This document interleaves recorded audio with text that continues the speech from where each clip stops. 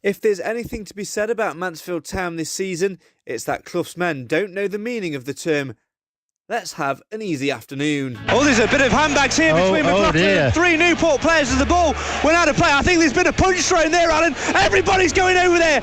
John O'Toole's getting involved. Everything is out of control. Completely out of control. There's two players on one Stags player there. Two players on one Stags player. It's an absolute brawl. McLaughlin was pushed there. There was arms flailing everywhere. The referee and the two assistants have gone over, it's completely out of control. The referee is pulling players over here, and I think it might be a Stags player as well. The Newport players chanting off as John Joe O'Toole is being called over by the referee. Card in the pocket, and John Joe O'Toole has walked. It's a straight red card for John Joe O'Toole, and that is a bitter blow for Mansfield Town. 73 minutes on the watch, and John Joe O'Toole is sent off for violent conduct, and he is not happy here, and surely there should be a card going the other way as well.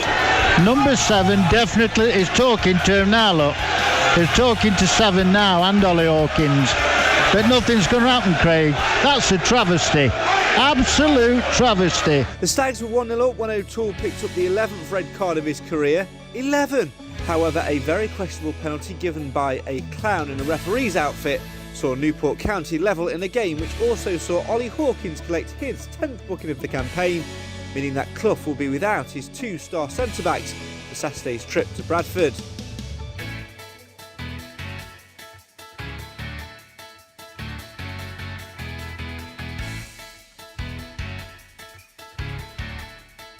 Tonight we'll deliver a blow-by-blow account on the eventful trip to Newport and try and figure out who steps into the vacant centre-back void as the Stags look to seek their 13th game unbeaten in Sky Bet League 2.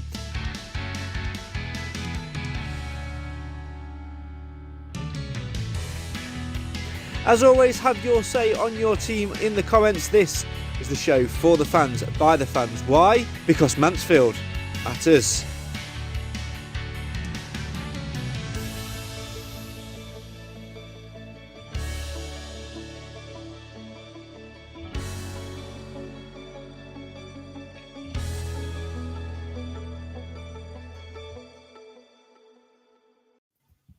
Well, hello everyone, and welcome to the show for the fans, by the fans. Why?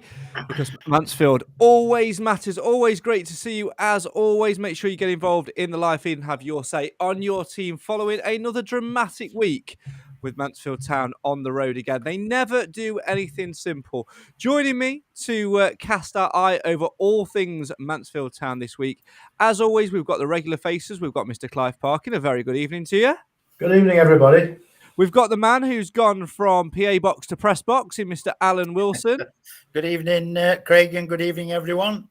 And there's no Nathan Edge tonight because he's got a little bit of man flu. So I thought to myself, who do we know that's got worse internet than Nathan to make sure, you know, we keep up with his tradition? So making his second appearance on the Mansfield Matters podcast, Adrian Keaton. Good evening to you. How's your Good internet? evening, Craig. Good evening, everyone. Hopefully the Wi-Fi holds up this time. Fingers crossed. Fingers crossed. We've got everything crossed for you, so we'll see what happens through the course of the night. As always, have your say on your team in the comments and make sure you get involved in the show throughout. If you listen to the audio version of this, make sure you get involved in a live feed in future weeks. I don't know quite where to start because it's quite a weird one tonight. Usually, the boots on the other foot. Usually, it's since November, it's only really been me that's been away from you guys. But on Saturday at Newport, me, Alan, and Adrian were all in the press box. So, Clive, you're almost the odd one out tonight, but you were there and you were in the opposite side of the pitch to us, in with the Stags fans. What was it like on Saturday? What was the reaction when it all kicked off? Well, we weren't in the best position to see, of course, because we were on the same side as the action, but almost a pitch away. It just looked to me like it started off with a bit of handbags and then people's heads went. And certainly you can't cling on someone's neck as long as O'Toole did and expect to get away with it. So I think rushes of blood. And I was really pleased to see that they dragged Mr. Quinn off before he exploded and shot the referee, because he was about to get another long ban. And it's good to have players that are fired up and passionate, but my God, they are a liability under those circumstances. Yes, it's certainly an interesting one. There's no debate at all, Alan, that it was a red card from our perspective. The only real debate was whether or not Newport should have had one. I just couldn't believe that it's like, I think it's Chris Hope in the comments said about their number 7. It flew over there like Usain Bolt, got involved, and then when all the cards and all the melee was just calming down, he like calmly walked away as if, it's nothing to do with me. But, he was one of the instigators. But it, like Clive said, Hawkins should have just left the ball, gone to his place at the back, and none of this would have transpired. I don't know why he tried to keep hold of the ball, because there was still 15 minutes or so to go, probably 20. Yeah, it was a really strange decision. I mean, from another perspective, Adrian, it's good to see players sort of backing each other up in those situations. But like Clough said to me after the game, both of those players are experienced professionals and they should have known better. Yeah, absolutely. I agree with Alan there. I believe that Hawkins should have completely left Courtney Baker-Richardson alone, should have gone back to his position, jogged back, job done, and it would have been fine. But of course, him being, I don't know what he was trying to do. I think he just lost his head completely, puffing his chest out and everything. And then everything happened. And then George O'Toole, we saw what happened there. And it wasn't pretty. But it should have been, for me, I think it should have been 10 versus 10. Not 11 versus 10, personally, but I'm going to stop you. I'm going to stop you there. At no point was it 11 versus 10. It was definitely 12. I counted 12. Just saying. Yeah, I was about to say that the referee kind of gave it to him on a plate and sent. It was a red card, but they should have had at least one red there. I believe they only had one booking, which was Courtney Baker-Richardson in the second half. So clearly shows that favoritism in a sense. Yeah, there were perhaps some brown envelopes going, maybe a pass to the Newport Wildlife Park or whatever is around there. Because it is a seaside town, isn't it, Alan? Newport? No? Yeah. I spent 3 days there once. It's an interesting place because I went on the SSA coach and it got there about 3 days before kickoff. Jeff, my companion, and I had a walk around the town centre of Newport. It makes Shire look wonderful. I'm going to say, what did you do with the other 2 days and 23 hours and 10 minutes? Well, we just walked about like tramps. We didn't know what to do. I mean, we didn't find anywhere really nice to go and sit down and have a coffee or anything. But we investigated. But it really is a town that's suffered quite badly, I think, and the evidence of all the boarded up shops and things is there to be seen. But you can see where they've tried really hard to modernise the waterfront there, to some success as well. But it always then makes the rest of it look really bad by comparison. But going back to the referee, I thought he didn't have a bad game up to the point when he lost everything, and then he did seem to be a homer after that. Now, whether somebody had said something in his ear and he just took umbrage, I don't know. And that's always possible because, something, referees are human beings. And occasionally they're going to react like a human being. But I'm not defending him because I thought it was useless in the second half. And, but every time we have a referee in this league, it's useless. So we're coming to expect it. We've started a new rating for referees. It's called the Kettle rating. So based on our friend Mr. Kettle, then you grade every referee against Kettle. And he was a 9 Kettler in my book. So we should the referee. So you're saying the referee on Saturday was 9 Trevor Kettles? He was a 9 Kettler. It certainly wasn't boiling, was it? He was whistling. But the thing is, you're going to get referees who don't do what you think they should do. And we've just got to play through that. And Hawkins was always going to get a 2-match ban at some point in the next few games because you want him to be aggressive and therefore he's going to hurt somebody occasionally. And I'd rather him got his 2-match ban for kicking someone up in the air than for just getting involved in a scrap that he shouldn't have, as Alan said, he should have walked away from. Yeah. And as for O'Toole, I really hope it's only a 3-match ban. Have we heard yet? Not yet. I haven't watched the press conference from today yet because I literally got in from work and now doing this. But yeah, not heard as yet. I'm sure we will in the coming days. Maybe they've not decided yet either, so maybe the club don't even know. I'm sure we'll know towards the later end of the week. Unfortunately, he's got a reputation as a villain, hasn't he? That's the problem. Well, what was it? I said in the intro, 11 or 12 red cards in his career. 112 bookings, Craig, throughout his career. Wow, that's 112. That's a lot of yellow cards. That's a good stat as well. Great stat as well. Great stat as well. Fantastic. In fact, I would actually say that. What was the stat, Alan? Just read it out again for us. 112 bookings. That's a travesty. Absolute travesty. You all thought I was going to play the shocking one, didn't you? No.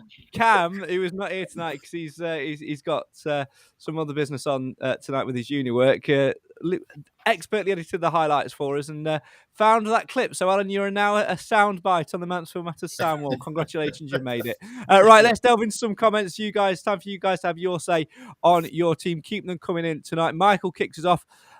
Says, hey guys, hope you're all well. It was a good point away from home, even though we should have won with all the chances we wasted. Bring on Bradford, a must-win game in my opinion. Come on, you Stags, promotion operation. Where else do we get to? I always lose the comments because they just come in so fast. They just go off my screen. Jim says we should remember if JJ didn't have this self-destruct button, we probably wouldn't have had him at all. That's true. Mark says, absolutely agree. It's passion. Chris says, on Saturday, the smartest player on the pitch, Newport 7, heavily involved, then stood back to admire his work when the cards were dished out. Yeah, Alan called that in commentary expertly well. Luke says, for me, Hawkins caused all of that. Why did he get in the way of the Newport player when they was going for the throw-in? I wonder what was going through his head.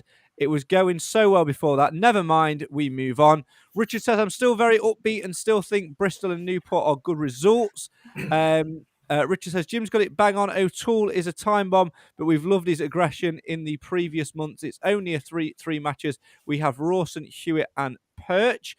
I'll come back to that in a second. Richard says, whatever we feel about the refereeing, we should have been out of sight and at least 3 goals to the good before it all kicked off. We have to rise above the poor quality of refereeing. And Chris says the club haven't said anything about anything more than 3 games. Let's touch upon 2 points. They will come to Perch in a second. Adrian, let's go with Richard's comment there.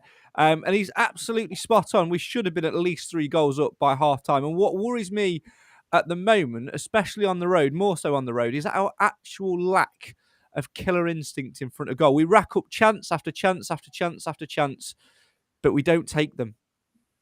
I think during the game against Newport, especially, I think we missed Rhys Oates a lot with his injury. It's a bit of a shame, and I think Clough went for a bit of a midfield overload against Newport, which, I mean, we controlled the midfield very well. We dominated those positions, but when we were going forward, we just lacked that little edge that could have seen us score a handful of goals, in my opinion.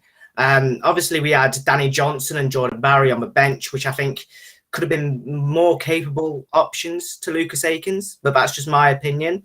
But yeah, it was unfortunate that we weren't out of sight by half time, because if like everybody's been saying, like if we had converted those chances, we would have been out of sight, and it would have been an easy 3 points for me, I think. Yeah, I think there's a lot to be said about that, Alan, as well. You know, we were saying, weren't we, that at half time that we should have been way out of sight, and we all felt the frustration of that. I think, like we'd said together, you know, with 20 minutes to go, I think it was just before, you know, the debacle with Hawkins and what happened with O'Toole. We thought the game was crying out for DJ to come on, because Fox in the box, people, you know, there was quite a few chances, 2, at least 3, possibly 4, where people just needed to stretch a foot out and tap it in. And that's what his, you know, is there for. He's very good at that. So I know he's a bit rusty because he's not played, but the only way he's going to get rid of that by playing, you know, 20 minutes here, then 30, then, you know, eventually have a start. Lots of people in the comments, Clive, highlighting the name Danny Johnson as well. Richard says, don't know what Danny's got to do to get a game. Nigel says, have to ask, regarding finishing off chances, why isn't DJ getting even a sniff of a chance? And I think he's got a valid point. I think the only thing, if I was sort of being, playing devil's advocate, would be that he's not match fit, and these continued cancelled games in the under-23s aren't helping that at all. But for me, Clive, I think he's got to get in the team, hasn't he? Because he's a similar player in terms of the way we play at the moment to what Oates can offer. A little bit of pace, a little bit of a finishing touch inside the box. I think if we're not playing Oates and Danny's available, he should be there. And we certainly missed someone like him to finish some of the movements off, because some of the chances we created were fantastic. And just a word in support of Akins. He had, I thought, a really good first half. His intelligent play was finding space on the field. His hold-up play was quite remarkable. And he was laying balls off. In the second half, and certainly in the second half of the second half, his batteries went flat. And I think we kept him on longer than we should have done. And I just wonder whether Clough is trying his best to get these new players in and bedded in. But if so, it's a chancy thing to do, especially if you've got an otherwise fit finisher offer who's just sitting on the bench. I don't believe that Clough's got a downer on him. I just think his strategy was what he went with at the weekend. And I think Adrian's right. I mean, 5 across the middle is a wonderful thing, but you need somebody to pop up and finish. I do wonder, Adrian, if he would have brought Johnson on had we not gone down to 10 men and taken Akins off. I think as soon as the melee happened, I sort of had a little look at him and he turned away and sort of gave that look to Andy Garnes just to say, well, that's all of what we've just been talking about for the last 5-10 minutes down the sink. Yeah, it did seem it that way. I think to get match fit, you have to play games, and like we mentioned, the under 23 games have been cancelled. But even if he gave Danny Johnson half an hour, brought him on the hour mark, and I think he could have changed the game in a sense. Especially also, we could have brought on Jordan Bowery, which we did later on in the game. But yeah, it was always going to be tough when you go down to 10 men and the self-destruct button hits and you can't bring the player you were supposed to bring on, and you have to reshuffle everything in a sense, bring on a defender, etc. So yeah, I think if it wasn't for that red card and if it wasn't for us going down to 10 men, Danny Johnson would have had a possibility, I think, and he could have turned the game. He could have helped us secure that win.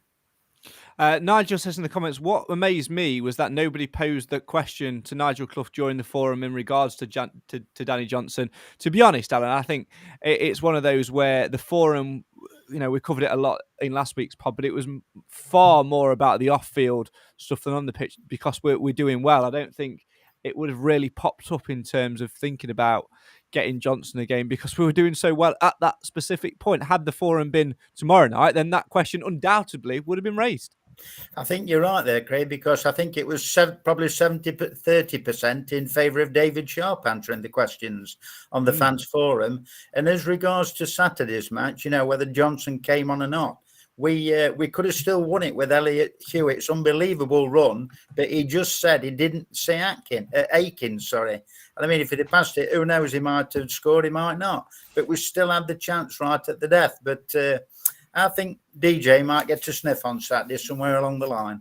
Yeah, of course, Hewitt didn't pass it, and, there's only one way to describe it. That's a travesty. Absolute travesty. Oh, blame Cam. Let's keep your comments coming in. We'll hear from Nigel Clough in just a second. Get some final reaction from that game. Stags Chat says we've got to finish that final third at Bradford on Saturday. Push them every step of the way. We should have been 3-0 up at half-time on Saturday. Yeah, Bradford, we'll talk a bit more about them later on as well. They're not in great form at the moment. Surprisingly, despite all our draws on the road at the minute, we are still the form team in Sky Bet League 2 over the last 10 games, of course, on this lovely unbeaten run. We just need to start turning these draws back into wins so we don't stumble a little bit. There was a comment earlier about Perch from Richard, who says, O'Toole's a time bomb, but we've loved his aggression in the previous months. It's only 3 matches. We have Rawson, Hewitt and Perch. Now, as you'll hear in a second, I did mention that to Nigel Clough, Adrian, after the game, about potentially restriking that partnership between Rawson and Perch, but Clough was very dismissive of utilising Perch, and it would really, really surprise me if he were to do that, because he almost like Johnson, he's not match fit, so it'd be a huge gamble to put him back in. Yeah, definitely, I agree with that. But like I've said, you gain match fitness through playing games, and unfortunately, he's not been getting the game time. But yeah, it's hard to pick a centre back partnership, because it's really difficult to predict a Nigel Clough starting 11. He could go with one pairing or another. I personally potentially fancy Rawson and Hewitt. I think Hewitt moving to centre back alongside Rawson could be an option, and then potentially deploying Kieran Wallace at full back. But yeah, again, it's hard to put Perch in the starting 11 because of his match fitness and because he's been out for so long. So yeah, it just depends on what Nigel Clough thinks is fit for the game, and Perch for the moment, and for what we're going through, especially with our best centre back pairing out through suspension. I think he won't gamble. I think he'll go safe, and he'll go for the pair that are sharp and match fit. We'll touch upon that a little bit more, but first let's round off Saturday's 1-1 draw at Newport by speaking to Nigel Clough after the game, who I didn't speak to for that long, because he kept looking at his watch. He had a timer on his watch ready to go in and see the referee. And to be honest, when that time went off, it almost, for me, if I was the referee, it would have felt, I could feel the tension. It was almost like I was watching, the ITV drama Trigger Point, with the explosives ready to go off, and the time was ticking down. Anyway, here is clearly a frustrated Nigel Clough speaking to me after the game pitchside at Newport for Mansfield 103.2. The point heading back to Mansfield this afternoon, but there's no doubt that it should have been all 3. And that's before we even start talking about the refereeing decisions, and I use that term loosely this afternoon. Well, we feel as though his decisions, unfortunately, have result-defining errors, we call them, with the penalty. So even when we've gone down to 10 men, whether it's sending off or not, we'll have to see. Usually when there's a melee like that, there's a few yellow cards given out from both sides. Newport didn't receive any. We got a yellow and a red, which is unusual, so we'll have a close look at the footage there. But I think to compound his error-strewn performance today, to give the penalty, is absolutely staggering. Yeah, it really is. It baffles belief at times. Let's talk about your side's performance in the first half, because this should have been out of sight. Yeah, I thought we were brilliant all the way through up to we went down to 10 men and conceded the penalty. Even to when the penalty went in, I thought we were brilliant. Created chances all throughout, cut them open numerous times. Should have scored a goal or two in the first half. But first 5-10 minutes second half, they came a little bit, but then we settled down again, got the goal, a little bit fortuitously, but we were in complete control up until what happened on the far side there. And all that was missing was just that little touch, wasn't it, from a Mansfield player? Fortunately, Josh Prass did it for us. Yeah, it was a bit unfortunate, but it was a reward for our good and positive play. I think to come to one of your promotion rivals, contenders, and play as well as we did, and have the bravery to pass it around as we did, speaks volumes from where we are and what we're trying to do. Let's deal with a little bit of housekeeping. No Rhys Oates and Jamie Murphy today, both injured? Yeah, both injured, obviously. they would be here if they could be. Rhys Oates, slight thigh strain, did it at Bristol Rovers last week. Hopefully he'll be okay for next week. And Jamie Murphy just felt his hamstring in training this week, with the 7 hours or whatever, 8 hours on the bus. He wouldn't have been fit to play today. Yeah, you've got to sort of protect those little things as well, haven't you? And of course, looking a little bit ahead to next week at Bradford. When we had this sort of situation earlier in the season, when we had the suspensions and things, we were sort of looking around thinking, who can we use? But the good option you've got is you've got Farron Rawson, James Perch in there as well, to sort of come in and strike up that excellent partnership which they had before. Yeah, it's going to be tough for James Perch with him not playing for several months now, so we'll have to see how he goes this week. But certainly Farron Rawson will get in. And it's a great opportunity because Ollie Hawkins will miss 2 games now, and depending on what he's been sent off for, John Joe O'Toole might miss 3. and if they keep clean sheets and do well, they'll stay in the team. Yeah, still with that, of course, no real question over the cards, but surely it should have been balanced out. I'm not quite sure what view you had. We had very little from up where we were, but I'm not quite sure what the referee has said, if anything, to you. I think he ran off quicker than Usain Bolt, didn't he? No, we were just concerned that any of the players would want to go near him at the end of the game, which we didn't want to happen. So it was a case of keeping, because players are, when they're professional footballers and you see that sort of thing happen on the pitch, it gets very, very frustrating. That's why we brought Stephen Quinn off. He's been booked again as he's coming off the pitch almost.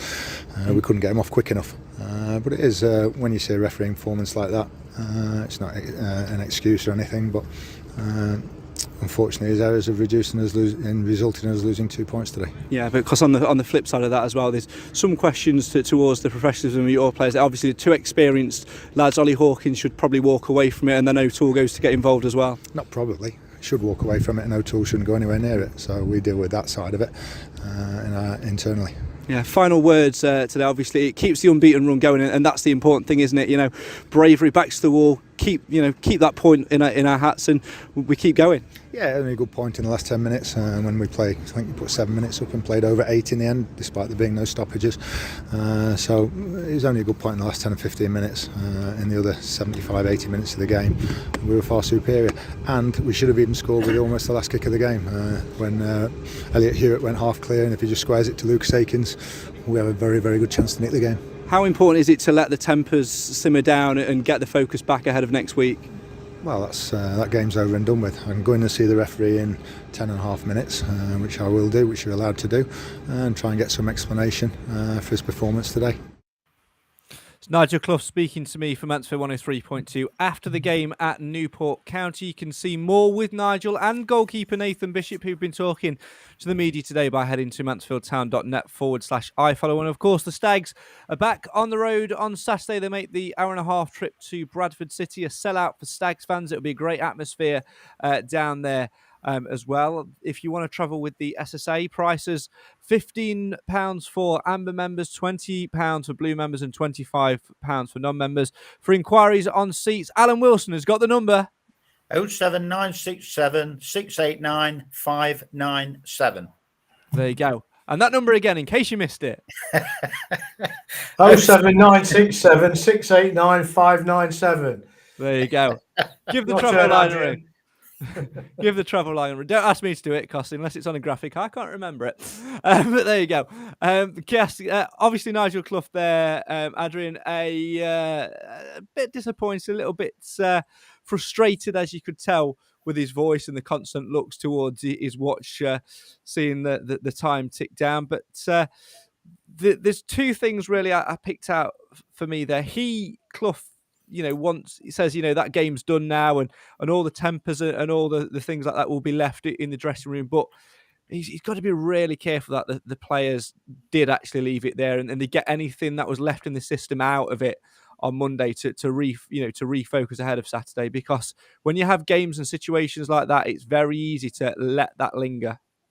Oh, of course it is. It's very easy to let tempers flare and let everything go out. But Clough said there perfectly, the club's taken it a game at a time, and this game against Newport is gone now. That's the past now. You have to look at the present and the future, which is Bradford City away from home. So yeah, it's hard to kind of stabilise after such a game where it was a heated battle. But yeah, you have to put it all away now, focus on the next game, and go again. Keep your comments coming in. Carl says, I love Cloughie, but DJ isn't a Cloughie player. He's very similar to Maynard. He's a poacher and doesn't work as hard as Bowery, Akins or Oates. Charlie says, how long is Oates out for? Not quite sure. I don't think he'll be available for Saturday, to be honest. I think that might come a little bit too soon for him. Hopefully we should have him back for the following week, because we're going to need him. Also as well, there was questions about Murphy. Gav asked, is Murphy available for Saturday? I would have thought so. It would depend on whether or not he's trained over the last 2 days and how his hamstring's feeling. Can completely understand why Nigel Clough didn't take him to Newport, because like he says, you don't want 7-hour round trip on a coach or whatever to get it aggravated. It's the best thing to do, especially when we've got the other options in and around the squad. the real question though, Clive, is going to be over that centre back pairing. But the last time we had a couple of suspensions hit us at once, we obviously was in the midst of a terrible run when Ollie Clark and Stephen Quinn were both missing from the midfield. Quinn for 6 games, of course. But the difference now for me is the fact that we've got this versatile and adaptable squad. You can pick probably 4 or 5 players that can go and comfortably slot into those 2 vacant centre-half positions on Saturday. Yes, I think we've got a handful of players that can play more or less anywhere. Clearly, you want to play them where they're most useful. But at the moment, we've got 3 or 4 games now where we've got to mix and match the back line, and I'm pleased that Rawson is ready to fall straight in because I think he's up to the task, always have done. And I think, Hewitt has made remarkable progress during this good run we've been on. So I'm fairly confident about them as a pairing. It's really just a question of who you put either side of them. Now, obviously, McLaughlin, if he's fit, will be in there. And Wallace, I think, does make sense. I think was it you, Adrian, that suggested Wallace playing there? Yeah. I think that's probably a decent way of starting the game off at Bradford. Yeah, he's a tall player. Is Wallace Adrian? He offers us something different. He can obviously play left back, can play centre half, and play in midfield. And we've not seen too much of him yet, obviously, because he's only been at the club early doors. But he's a very physical player. Like the others, he needs sort of match minutes. But I think him and Rawson as a centre half pairing would actually be a fairly solid one. Yeah, I think so as well.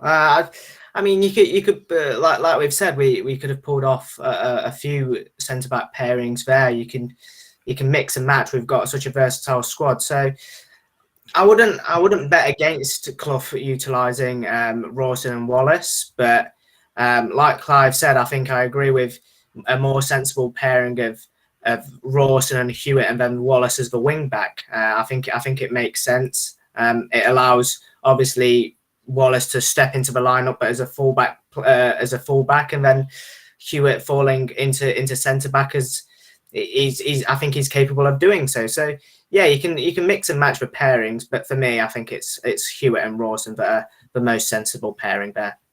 What's interesting, Alan, the most interesting thing for me is the fact that, like I said, we're a little bit more stable. We've got the options there, and I don't think.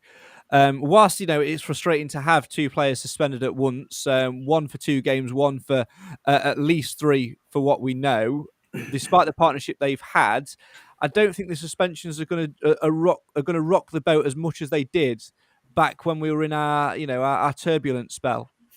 I don't think they will, Craig, because I mean, there's 2 ways of looking at it. If you have Rawson and Hewitt, Perch could actually slot in right back. But just remember, they've got their pacey winger if he's playing, like him who gave Hewitt such a torrid time.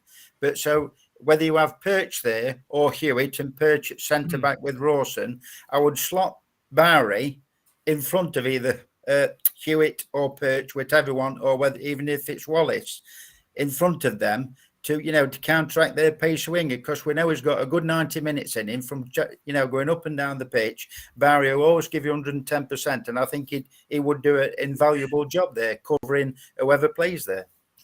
Joe in the comments says, I hope Rawson plays well so it frees up Hawkins to go back up top after his suspension. Yeah, that's another option we've got in there as well. Let's talk about our shyness in front of goal, Clive, for a moment, because whilst we're continuing this unbeaten run, I'm not nitpicking or trying to pick negatives. That's not what this is about. We are struggling for goals at the minute, and we've had the consecutive draws on the road. And whilst we're saying that Newport and Bristol Rovers are good results, they're only good results if we actually get 3 points from Bradford on Saturday. I think at the start of this 3-game spell on the road, we all sort of said it'd be great to get at least 5 points, and we're on course for that, but it does put a little bit of pressure on us to go and beat Bradford. 2 things. I think the run we've been on has raised expectation perhaps a little too high. I've always said that, the February fixtures were difficult on paper, and they're proving to be difficult on the field. And obviously they're all away from home apart from Exeter next Friday. So I think I'm happy with the points we've picked up. I'm disappointed we dropped 2 points, obviously, but at the beginning of the game, I'd have accepted a point against both Bristol and Newport. And I think if I'm being honest, I'd say the same about Bradford. I really don't want Bradford to win because they were the first team to take a double over us this season. And you know, I hate doubles. So the big problem we've got, and you've touched on it, is we just don't score enough goals. Full stop. I mean, and there's nothing wrong with saying if you don't concede, you don't lose, and that's an absolute truism. But of course, certainly in the first half of the season, we found it very difficult to have too many clean sheets. So you have to score goals, and we haven't been scoring enough. Have we scored 4 in any one game? No, not to my knowledge. How many times have we scored 3? Twice? Probably twice, maybe. It's not good enough. No. Because there's one thing's for sure: if you score enough, you'll win. I'm just looking at our, our goals now, Adrian. Just looking on a stats page for League Two only this season.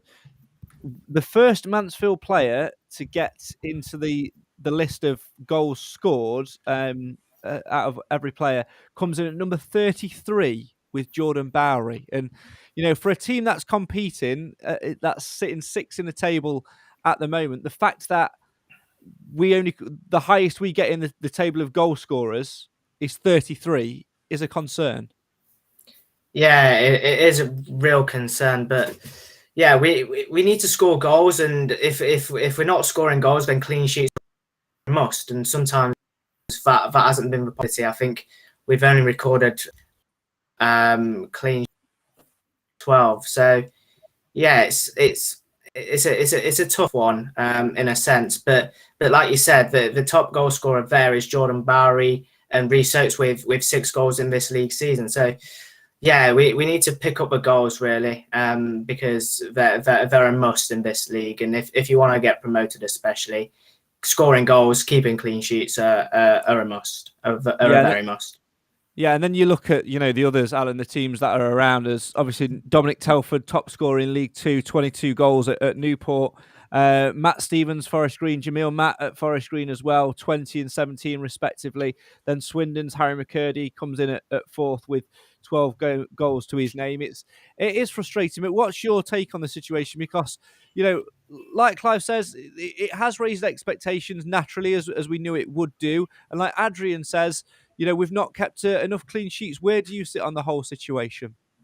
Well, I'm not too bothered. I can understand where people are coming from, about the goal scorers. But when we've been sharing them about, I mean, I bet we've probably got as top midfielders, maybe in the league, who have scored goals, as like they've got Telford, they've got Matt Jamil, and whatever, Stevens. We've got the midfielders that's doing the business, but we are missing Lapsley, I do believe, because he's a really good front runner and he can put the odd goal in. But I've honestly no qualms. I know it's nice to get a goal scorer and somebody who can get like 15, 20 a season. Because, I'm sure Barry will probably get 10. Oates will probably get 10 or more. But while the midfielders are doing the business and playing so well, I don't really see a problem. Yeah, as long as the goals... Or, like we said in commentary on Saturday, it doesn't care how it went in, as long as they go in. For the rest of the season, the own goal can be the goal scorer for us, as long as they go in and we keep them out at the other end. Obviously, lots of other games in League Two tonight as well. We're recording this, so we're live on Tuesday night. It's 3 minutes to 8 as we speak at the moment. So the other games in League Two have been underway for about 10 minutes or so. Bradford, who we play on Saturday at home to Harrogate. No doubt that Nigel Clough will be there watching that one tonight. Elsewhere, Colchester against Hartlepool, Leyton Orient against Bristol Rovers, Rochdale against Port Vale. Of course, we're keeping a little eye on that one tonight. Scunthorpe against Northampton, so second plays at bottom of the league. And then Swindon against Walsall. Swindon at the moment, given the fact if they get a point, they'll go above us tonight on goal difference. We've got +7, they've got +11 as it stands. So lots of twists and turns to come, but also lots of games to come as well. Let's go back to some few more of your comments as well. Richard says, scored 3 goals in a game 4 times, methinks. We were all over Colchester, but didn't pull our chances away. Lapsley's a big miss to be on the end of a few chances. And talking about defenders, Richard asks, could we pull Cooper back off loan even for just the bench? We could, but for me, I don't think we need to. We've got enough players in there to cover, and it would absolutely hinder his development if we were to do so. So let's keep him where he is, get him developing, and then see what he's like in pre-season. Because like Owen Mason at Guiseley, Clive, he and James Clark are all doing superbly well in their loan spells at the moment. Absolutely. And we can't, because there's a lack of a structured playing regime behind the first team at our level, you've got to put them out there. It's just no good for anybody for them to be training all week and not getting the chance to play competitive football. And if we can't offer it to them, then it's only right, if we have any interest in the long term, that they get that experience somewhere else. If we weren't bothered about them, we wouldn't worry about it. But I'm pleased they're going to competitive teams in a league or two below ours, because it's a good experience for them, and I think they'll come back after the close season better for it, and they'll be better positioned to try and force their way onto the first team squad. Let's turn our attentions finally to Bradford. They've just gone 1-0 up at home to Harrogate tonight. What are you going to be expecting from them, Alan? Because every time we seem to go there, it's always a difficult game. They've obviously got a few ex-Stags players in there that will be looking to cause an upset as well. But we're going to be very, very well backed by our support, which bodes well. Say, I've only ever travelled there once, to be honest, Craig. I can't get on Saturday, but I've travelled there once and we ended up winning 2-1. So that's just a good omen, hopefully. But I think, I honestly, truly believe we'll be okay. I think providing the midfield and, whatever team he picks, whether it's 4-5-1 or however he decides to do it, providing we keep that defence tight, I think we'll nick a goal. I have a fancy a 1-0 on Saturday. I just think it will be a close affair, but I think we might just edge it. Well, we'll come to that in just a second. Adrian, we know that you keep your eye across all things League Two. What have you seen of Bradford this season? Of course, managerless at the moment, so that will give their players a bit of a lift. Managerless and without their captain for the next game, because he got sent off against at the weekend. So they'll be overturned, Adrian. That sending off's been overturned. Oh, has it actually? Oh, well. Yeah. There you go. The lucky escape there. But yeah, Bradford, they've been in mixed form recently. They've not played very well. They're obviously winning at the moment against Harrogate in the Yorkshire Derby. But yeah, I think they'll be motivated to show potentially the next manager to show him what they've got. They're not a far away from the playoffs, of course, but this league is very tight. So yeah, I think it'll be a tricky test against Bradford. All the tests in this league are tricky. Like you said, they've got a few ex-Stags players in there as well. So yeah, it'll be a tricky test, and hopefully the Stags can come out on the right end of that one. Well, let's turn our attentions to podcast predictions. As you're our guest tonight and sitting in for Nathan, who's down with man flu and apparently has no voice. It must be a catching thing. Certainly didn't get it from me. What are you going to go with as your prediction?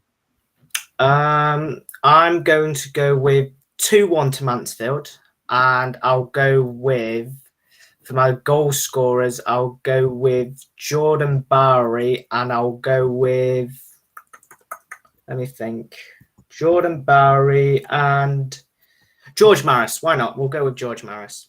Interesting one. Alan, you said 1-0 earlier. You're going to stick with that?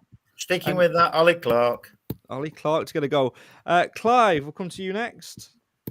We're not going to get a clean sheet. In fact, I suspect we might ship 2. So I'm going to go with a 3-2 win. Oh. And Bowery, Akins, and Cook own goal. Right, I'm going to write it down. Quality. I hope you're right. The last time I went to Bradford, we gave them 2 penalties and lost 2-0. Yeah. So no replication of that. Thank you very much. Yes, I think they'll definitely score, which will frustrate me. But I also do back us to win. I think we've not been as clinical as we needed to be in recent weeks. I am going to go for a 3-1 win. But I think we are actually going to go behind in this game. We don't tend to do it often, but I think we are going to go behind in this game. We're going to come back second half firing on all cylinders. I am going to go for my goal scorers. I am going to go for Farron Rawson to get one. I'm going to go for Stephen Quinn. And my other goal scorer, I am going to go... I'm going to back him. I think he's going to get his chance. I think Johnson might come off the bench and nab one and silence a few of the doubters as well. So we'll certainly see on this one. Let's end on this final comment from Chris, because it's quite an interesting one. Before we listen back to Alan Wilson's radio debut on Saturday and get to hear this fantastic clip again. It's not going to play now, is it? That's a travesty. Absolute travesty. Craig says that Clough is pushing his Burton players at the cost of the team for short-term form. However, they will storm into the form in the last 10 matches once they settle and will get automatic promotion. Let's certainly hope that comes true. If you want to play along with podcast predictions, you can do so via the link in the description. And remember, you have to walk live. You have to do what? Write it on the back of a postcard. No. Hit the link. Use the link in the description. Current table, for those who missed it earlier, hasn't changed much. There are only 2-point scorers the other day. Nathan got a point for prediction and draw, as did Steve. So in 10th place, it's Ricky. 9th is you, Alan. In 8th place, Roger King. 7th is still Cam. 6th is Steve Naden. 5th is Steve. 4th is Nick Felton, Cam's dad, of course. I'm in 3rd. Clive, you're in 2nd and running away with it. 5 points clear at the top at the moment is Nathan. So we need to make sure that we get some prediction points on the board. That's almost all we've got time for. My thanks to Adrian, to Clive, and to Accident Pro. Now, last time you were on, Adrian, your Wi-Fi didn't hold up, and I asked you where people could find your blog and your work, and you were talking, but it didn't go out, and in the end, I had to edit it out of the podcast. It was just silence for a little bit. So this is your chance. Well, you can. Oh, what a shame! We've just lost him. I don't know what we're going to do. Oh, absolutely cut off. Sorry, mate. That's so horrible. Sorry, well.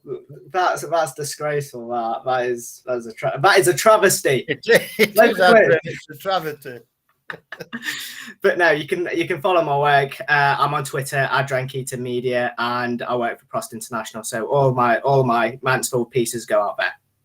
Fantastic and excellent they are too. Right, talking of excellent things, let's hear from me. No, let's hear from Alan Wilson, who was sitting alongside me in the commentary box for the first time ever on Saturday as we headed to Newport. A man who knows all things microphones well, given the fact he's done the PA for over 30-something years now at One Call Stadium. But could he make it on the radio? Well, he could, because he gave us the golden clip of It's a Travesty. Let's hear the tail of the tape with Sir Alan Wilson sitting alongside little old me for Mansfield 103.2 on Saturday. Good afternoon from over the border in Wales. Welcome to Rodney Parade, where Mansfield Town come this afternoon hoping to make it 12 games unbeaten in Sky Bet League 2. They've got 3 clean sheets in their last 4 games, including 2 back-to-back clean sheets on the road. However, those last 2 away games have been goalless draws. Can the Stags go one better this afternoon, get up themselves on the score sheet and bring home 3 big points? Stags, if you missed it earlier, made 3 changes to that side, which drew 0-0 with Bristol Rovers last week. George Maris, Stephen McLaughlin and Ryan Stirk come in. Rhys Oates, Jamie Murphy and Jordan Bowery go out. Oates and Murphy not in the 18 this afternoon. Jordan Bowery makes his way to the bench, picks the pocket again. Here is Clark now, wide for Maris. Maris driving forward down the right-hand side, gives it back to Ollie Clark to the right of the box. Clark low ball into Longstaff, who hits one, and it's held by the goalkeeper of Nick Townsend. But again, fluent Mansfield football. Clark with a good delivery, and Longstaff just couldn't get it past the goalkeeper. It's looking nice down that right-hand side, isn't it? They seem to have plenty of space, best with Hewitt starting to deliver the balls for Clark to run onto, and Sturks look sort of in this first 10 minutes like boss in the midfield. Tapped forward by Stephen McLaughlin. Now Longstaff wide for Quinn. Quinn, neat little ball forward into the left-hand side of the box for Lucas Akins. Low ball into the middle, might run for Ollie Clark to the far post. George Maris couldn't get a connection to it, and again Mansfield test Newport County. They've kept the ball in though, the Stags, on that far side with Maris. Now Clark delivers the ball in towards the middle. It's falling for Stoke on the edge of the box for Quinn. It hits Lucas Akins' feet and it's turned behind for a goal kick. Akins there, if it had got out of the way, Mansfield would have been one up because Townsend had gone the wrong way. I think Quinn had got it right at spot on there, Craig, because Akins just got in the way, didn't he? He couldn't get out of the way, and as it ricocheted off his foot, it just went past the post. And he's got it wide to that far side looking for Haynes. Haynes cuts in inside against Maris. Haynes still going, delivers a cross in towards the middle, headed away by Hawkins. Longstaff there to complete the clearance. Akins drops back to pick up the loose ball, but a heavy touch by Akins. Sees Newport win possession again. It's a cross in from deep. Bishop there though to put that one out of the air, and now the Stags should go the other way quickly as a bowl out finds Ryan Stirk inside his own half. Stirk, low ball forward. It's found a run from Akins. It's a good run from Akins inside the box. He's got it to Longstaff inside the area on his left foot. Turns onto his right. Can Longstaff get it out of his feet to Stirk? Back wide for Quinn, sets himself, delivers up towards the back stick. It might fall on the back post for Maris, but he's got it all wrong and puts it over the top of the bar and behind for a goal kick. Maris there needed to show more composure and a bit more of a clinical finish.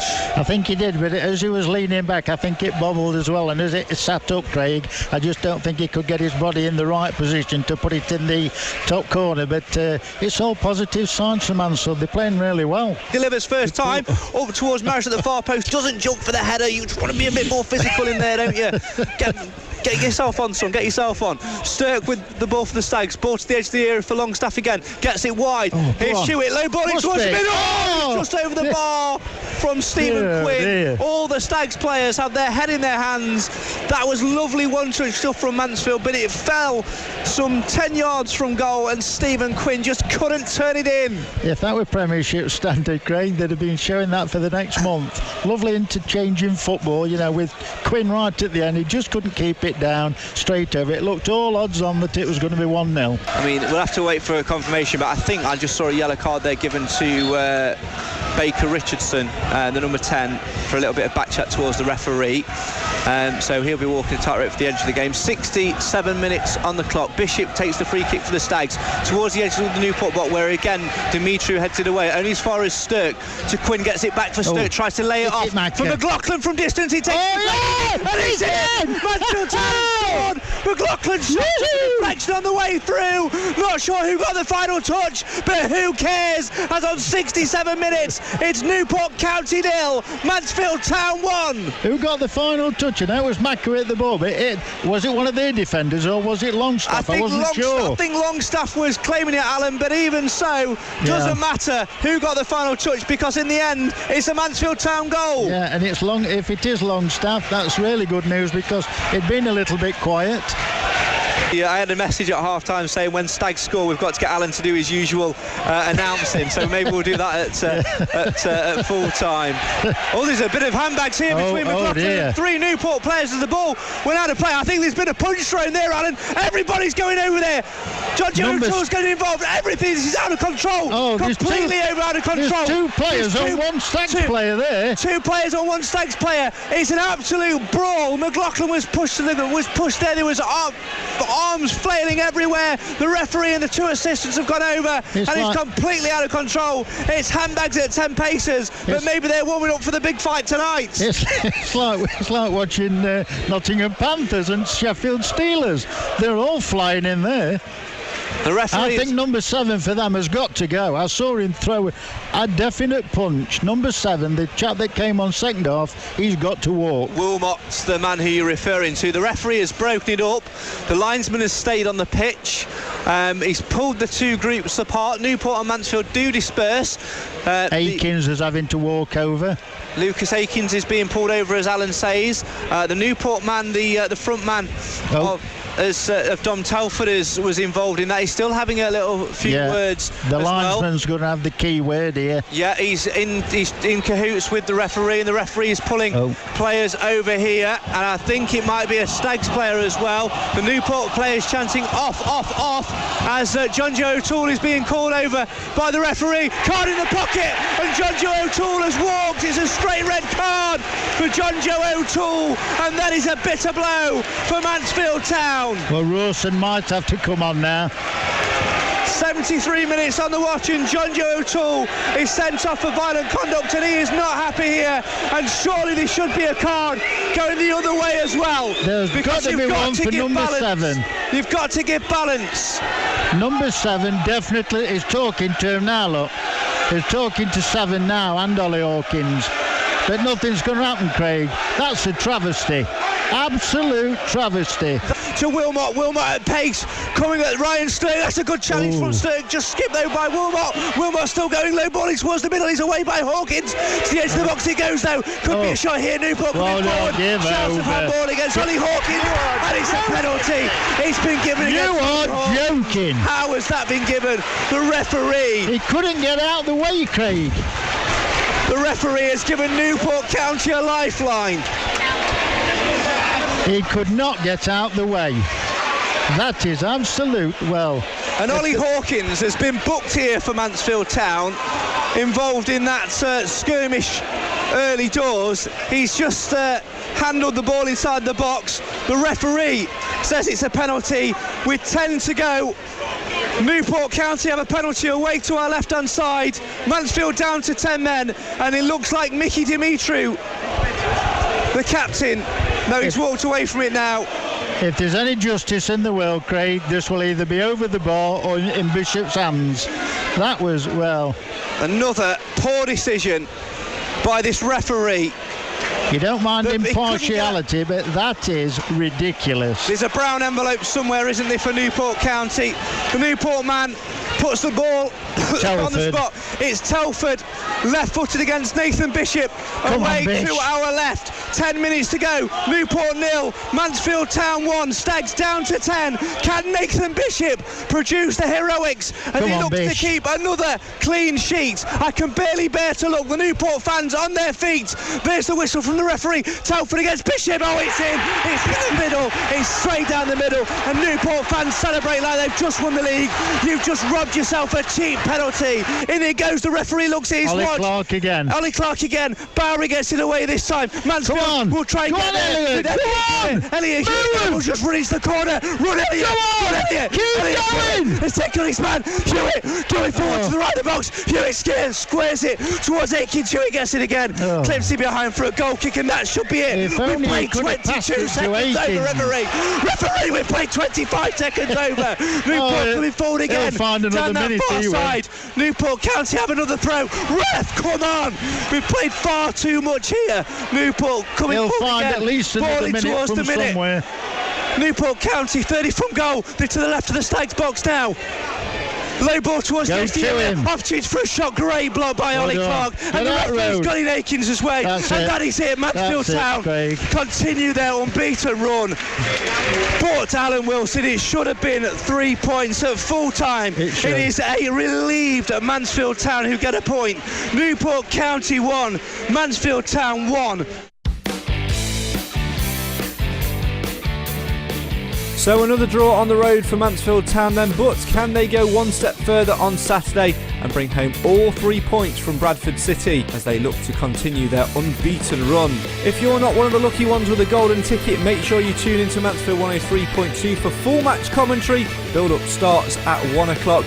And of course, make sure you join us next week here on the show for the fans, by the fans, for more reaction and more Mansfield madness as we head into a very, very busy March. Thanks as always to the Mansfield Matters panel and to you guys for getting involved on the live feed. If you listen to the audio version, make sure you give it a share, a thumbs up, a review, whatever it is, and join us next time when we're live. Check us out on social media and follow us on our website at mtfcmatters.co.uk. This is the show for the fans, by the fans. Why? Because Mansfield matters. Until next time, have a great week, everyone.